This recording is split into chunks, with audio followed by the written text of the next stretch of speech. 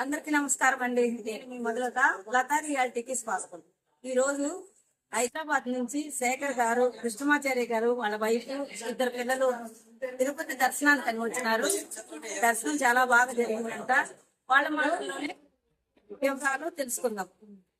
నా శేఖర్ అన్న చెప్పండి అన్న, మీరు ఎప్పుడు వచ్చారు, దర్శనం ఎలా జరిగింది?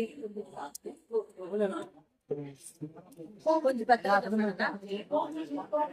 దగ్గరకు రామ్మా, చెప్తారు. మార్నింగ్ దిగాము.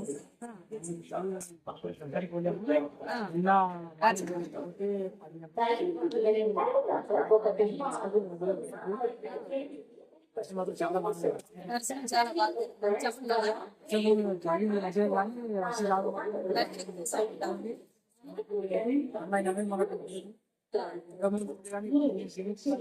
అదే చెప్పాల్సింది. అలాంటివి చెప్తే నెక్స్ట్ టైం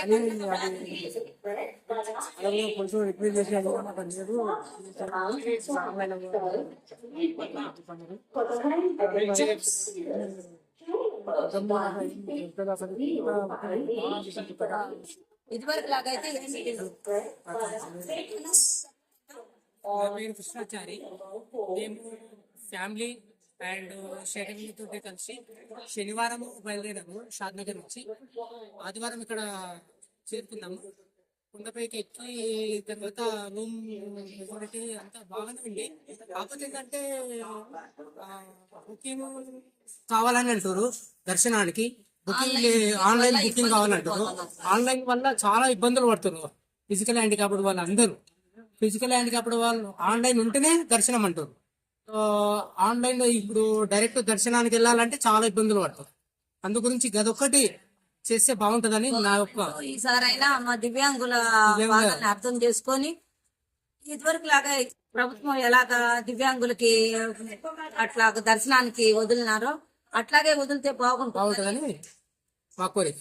మేమందరం అభిప్రాయపడుతున్నాము. మా దివ్యాంగులందరూ ఒకటే కోరుకుంటున్నారు. ఎక్కడెక్కడ సుదూర ప్రాంతాల నుంచి వచ్చే దివ్యాంగులందరూ చాలా ఇబ్బందులు పడుతున్నారు. ఇదివరకు పాత పద్ధతిగా ఉండే దర్శనంకి వెళ్ళేటట్టుగా ఉంటే బాగుంటుందని మనస్ఫూర్తిగా కోరుకుంటున్నాం. ఆన్లైన్ లేకుండా ఇదండి. ఈరోజు మా శేఖర్ సారు, వాళ్ళ ఫ్యామిలీ కృష్ణాచారి గారు అంత దూరం నుంచి మన కోసం వచ్చి మన యూట్యూబ్ కి వాళ్ళ అమూల్యమైన అభిప్రాయాన్ని తెలియజేశారు.